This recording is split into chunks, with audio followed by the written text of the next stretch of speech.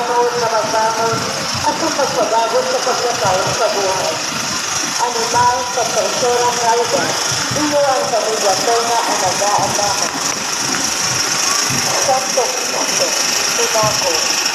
Dahilan sa mga pagpapasakit ng pinibo ng mga soldado ni Jesus sa nagagang sa krus.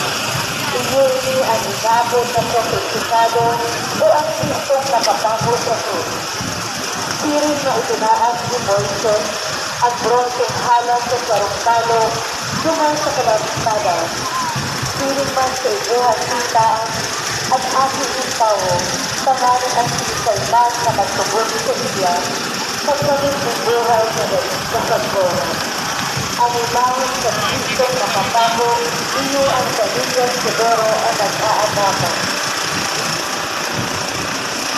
Ang busiya o lapiata. Iyo ang imahon sa pagtanggal siya sa krus.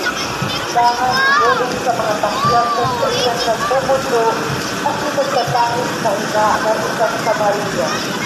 Kung inubos sa iya niya, kung nalulabot siliyon at yung mga inagihan ng tangis, kurang nalawan ng tunay na magsugod at ang pagkakaon sa una na mas sinangani ang magagalang sa iyang ating sa